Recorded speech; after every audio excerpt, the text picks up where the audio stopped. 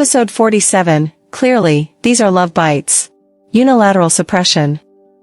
Ningxi glanced at the man's left ring finger from the corner of her eye. Although there was no wedding ring on his finger, there was an obvious lighter ring mark. It looked like he had temporarily taken it off to pick up girls. Yeah. Ningxi replied lazily, tilting her head.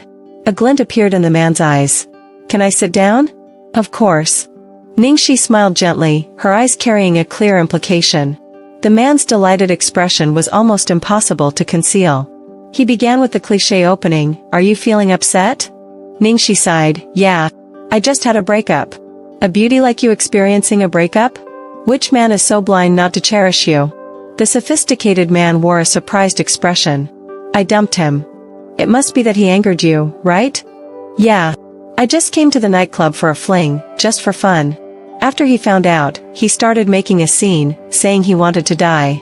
Can you believe how infuriating that is?" The sophisticated man was finally choked into silence. Why did he feel like this script was so familiar? It seemed like it was what he had said when complaining to his friends about his wife nagging him. However, he was completely captivated by the woman in front of him, and he didn't realize he was being played. After 3 rounds of drinks, the two smoothly left the bar together. "Where to? Junlai or Mingzhu?" the sophisticated man eagerly asked. "Why go to a hotel? Let's stay around here." Ningxi pulled the man into a nearby alley. The sophisticated man excitedly gasped for breath and pressed Ningxi against the wall. "Yes, you're right. It's more exciting here." As the two were talking, they paid no attention to a black, unlicensed car parked silently 5 steps away from them, like a ghost. Inside the car, even the usually composed Lu Tingxiao was now covered in a thick layer of frost. In the passenger seat, Lu Jingli was regretting everything. Because he had a strong premonition that something big was going to happen tonight, he hadn't been able to sleep. Then, he unintentionally saw Ningxi and his elder brother leave one after another, so he shamelessly followed them. But never in a million years did he expect things would escalate to this extent. He could hardly endure his elder brother's terrifying face any longer. Helplessly watching the man in the alley, salty pig hand reaching Ningxi's waist, even a divine being like Lu Tingxiao should have exhausted his patience. Lu Jingli could see that Lu Tingxiao's tolerance was as thin as a strand of hair. "Bro, aren't you going to do anything?" Lu Tingxiao's voice was cold as iron. "Wait a bit longer." Lu Jingli anxiously said, "It's already this late. What are you waiting for? If you don't act now, you'll be green." Although little sis-in-law has become more restrained in the past 2 years, she still has a bad record. It's hard for her to become better, but it's very easy for her to turn back to her old self. "Shut up." In the moment when Lu Jingli dared not open his eyes, a heart-wrenching scream suddenly echoed from across the alley. "Huh? This sound doesn't seem right." Lu Jingli blinked open his eyes and saw the man clutching his private parts, howling like a slaughtered pig. Then, Ningxi kicked him again. The man fell face first, blood streaming from his mouth. Lu Jingli winced at the sight, unable to bear it. Sis-in-law is so ruthless. Ningxi's series of actions were flawless, as if she frequently engaged in such activities. Finally, she maintained the posture of standing on the man's back, one hand casually resting on her knee. The enchanting charm on her face had completely transformed into a rogue and arrogant demeanor. "Hand over your phone." The scumbag, beaten to the point of dizziness, had no strength to resist. Hearing her command, he hastily pleaded, "The phone is in my pocket, the wallet is also in the pocket, and there's a ring in the bag. I'll give you everything. Spare me, heroic woman." Never in his wildest dreams did he think that a casual fling would turn into a robbery. And the robber was a stunning beauty. Her skills seemed professional. Ningxi didn't pay attention to the scumbag's misunderstanding and directly took out his phone, handing it to him. "Stick your finger out and unlock it." Unlock? What do you want to do?" The scumbag was vigilant. Ningxi slapped him with a single word, "Unlock." "What do you think?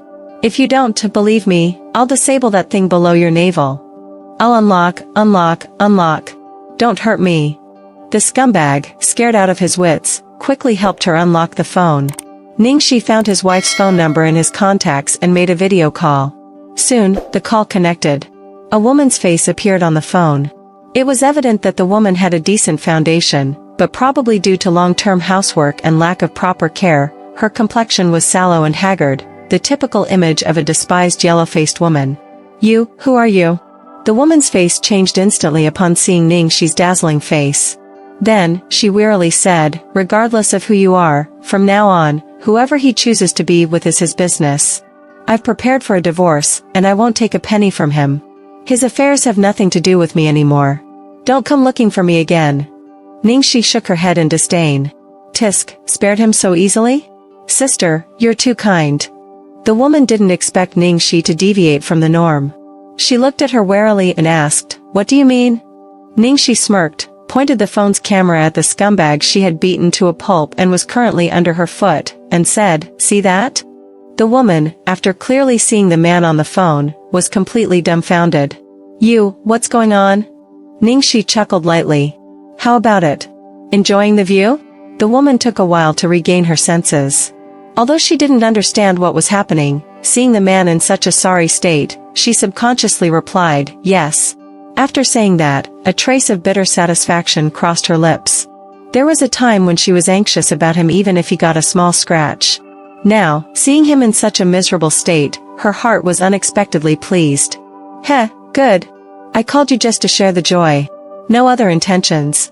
It's better to share joy than to enjoy it alone, right?" Ningxi spoke with a carefree tone. The woman still looked dazed, unsure of how to handle this bizarre situation. As for the scumbag beneath Ningxi's foot, his pig-like face was twisted in agony. He never expected that this woman would not only physically humiliate him but also emotionally humiliate him by letting his wife witness this side of him. Why is this woman going to such lengths to mess with him if not for money or wealth? He was truly unlucky, encountering such a weird person. However, at this moment, he had no idea that more misery awaited him. Ningxi suddenly remembered something, slapped her forehead, and reminded the woman, "Oh right, I'll send you a recording of him talking to his buddies later. It can prove that he's cheating on you. Why would you divorce him without taking a penny? Is your brain malfunctioning? Take every penny you can get from him. Got it?" "I got it." The woman, intimidated by Ningxi's aura, subconsciously responded. Satisfied, Ningxi nodded and continued with a solemn tone, "Good. Also, with the money, what kind of man do you want to find? Even if you can't find true love, you can at least keep a well-behaved and handsome boy toy, right? If he misbehaves, you can replace him at any time. Isn't that great?" The woman remained speechless. The scumbag also had no words. "Not far away," Lu Jingli exclaimed. He actually felt that what his sister-in-law said made a lot of sense. On the other end of the phone, the woman was full of confusion and couldn't help but ask, "Thank you. But who are you? Why are you helping me like this? Do we know each other?" Ningxi smiled, revealing a playful expression. "No need to thank me. Just call me Lei Feng." After saying that, she hung up the call, kicked open the scumbag, and left confidently. Lu Jingli maintained the posture of his dropped jaw. "Bro, I shouldn't say this, but I really can't help but mention it. Sis-in-law is so damn cool." Lu Tingxiao, exhausted, rubbed his forehead. A trace of the aftermath of a life-and-death experience still lingered on his face. Lu Jingli looked at his elder brother with admiration. "Bro, you're amazing. If it weren't for you holding back, we wouldn't have witnessed such a thrilling scene." Lu Jingli, in excitement, continued, "By the way, I suddenly remembered something. Thinking about the people Ningxi dated in the past, although I've only found the names of some of them, without exception, they were all scumbags. Moreover, she dumped all of them in the end, including Jiong Mai. Considering how Jiong Mai always avoids talking about his relationship with Ningxi, do you think that Ningxi dated those scumbags for reasons similar to today's situation? Fishing for evidence, enforcing justice, upholding love and justice." Listening to Lu Jingli's tone, which implied a significant discovery, Lu Tingxiao's expression remained unchanged. He had never believed that she was that kind of person. Even if it were true, it didn't matter. After dealing with the scumbag, Ningxi hummed a song while riding her bike, feeling refreshed and in high spirits. Indeed, tormenting scumbags was the most effective way to relieve stress. Ningxi checked the time on her phone. It was only 4 a.m., too early. She needed to wait until 6 a.m. to bump into Lu Tingxiao in the living room. So, after a moment of contemplation, she took a detour towards the west side of the city. Half an hour later, she arrived at the riverside. Parking her bike, she sat down on the soft grass. Perfect for catching some fresh air and sobering up. This place also had one advantage: there were a lot of mosquitoes. Ningxi lay down, muttering to herself, "Mosquitoes, mosquitoes, it's mealtime. Come and bite me." This place was too open, and their cars had nowhere to hide. They had to park at a considerable distance. Fortunately, Lu Jingli had a tiny infrared-enabled micro-camera, about the size of a fly, that was currently buzzing above Ningxi's head, capturing footage at night. "Ha ha ha. Bro, I knew bringing me would be useful," Lu Jingli triumphantly exclaimed. On the car's screen, Ningxi was lying on the grass under the night sky, repeatedly saying something like, "Mosquitoes, come and bite me. Is sister-in-law drunk?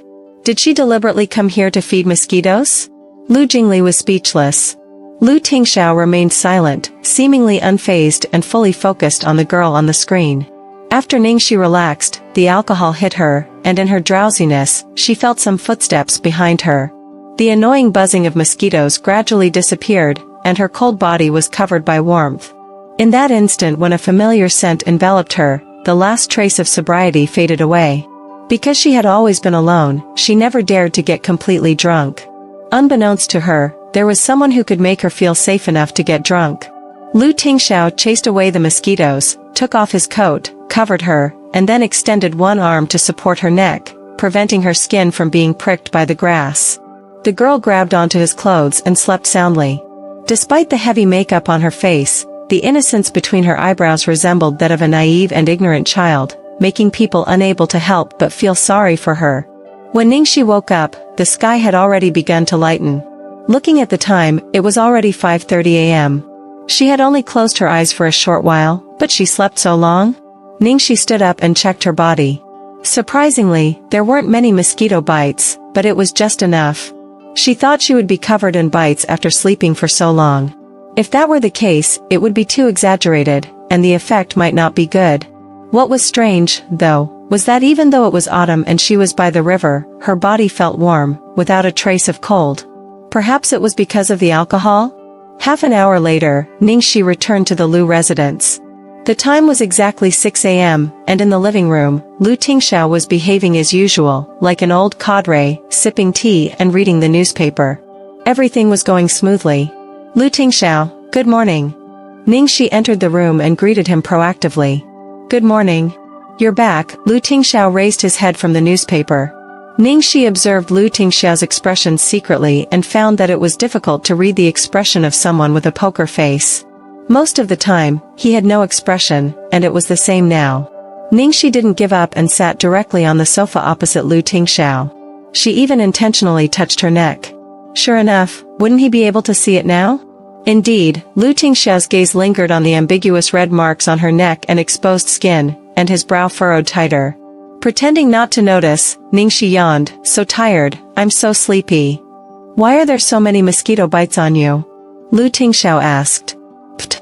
Cough, cough, cough." Ningxi almost choked on her own saliva. "Seriously? Given my appearance after going to the nightclub and returning only in the early morning, as a normal adult man, seeing those ambiguous marks, shouldn't you immediately think of love bites?" What kind of mosquitoes had bitten her? She had been to a nightclub, for heaven's sake. A nightclub? How could it be mosquito bites? Boss, where is your high intelligence and logic? But she couldn't just tell him that these were love bites, right? That would be too strange. The plan failed, and Ningxi looked utterly defeated. At this moment, Lu Tingxiao put down the newspaper, got up, and went to a drawer under the TV cabinet, taking out a small white bottle. Ningxi looked up with a vigilant expression. "Big brother, what are you up to now?" "This ointment is effective against mosquito bites," Lu Tingxiao said, opening the lid, scooping some out into his palm, and then applying it directly to her neck. The moment his palm touched her, Ningxi jumped up as if electrified. I can do it myself. Don't move around, my hands have the ointment." Lu Tingxiao stopped her, his somewhat rough fingers not showing any tenderness as he applied the ointment to her neck, collarbone, and back. He massaged the affected areas to help absorption, looking serious and solemn, as if he were doing something sacred and great. Due to the nature of the ointment, the areas touched by his fingers felt cool, but underneath the skin, a fire seemed to ignite. After a while, Lu Tingxiao finally finished applying the ointment. "How is it?" Ningxi came back to her senses, touched the bitten areas, blinked, and then exclaimed in surprise, "It's amazing. It doesn't itch at all. What kind of medicine is this? It's so effective." Just as she finished speaking, Ningxi hated herself for not biting her tongue off. She actually leaked the information herself. Damn. It seemed that her previous intuition was completely wrong. She really lost miserably. Ningxi, like a defeated kitten, hung her head low and grumbled discontentedly, "Louis Tingxiao. I drank alcohol. Occasionally drinking once is okay, I'll cover for you with little treasure. I went to a nightclub. Yes, be safe. I also didn't go home all night. Louis Tingxiao, aren't you angry at all?" Ningxi finally became angry. "Do you want me to be angry?" Louis Tingxiao's tone was light, his gaze deep as he stared at her. Ningxi widened her eyes. She had actually been counterattacked. Louis Tingxiao helped her remove a piece of grass stuck in her hair. "I've said before, you can treat this place as your home and be casual." At this point, Louis Tingxiao suddenly paused, then continued, "Actually, I don't want you to go to places like nightclubs alone late at night because I would worry and lose sleep all night. However, I respect your freedom." Ningxi's chest was pierced by an arrow, a sudden and deep pain. This battle couldn't be fought anymore. Next, Ningxi continued to go to the nightclub for a week straight, but there was no effect whatsoever. The only impact was, due to her consecutive takedowns of several scumbags, almost all the nightclubs in the city had tightened security, subjecting beautiful women to strict checks. Sigh, everything was going wrong. Ningxi finally eased up a bit, of course not forgetting her main task. She continued to accompany Little Treasure around, almost exploring the entire capital. During this time, the most significant gain was that, with her companionship, Little Treasure became more cheerful. He was no longer afraid of going out and, though a bit introverted, was almost like a normal child. That's great. This way, she could finally feel at ease when she left.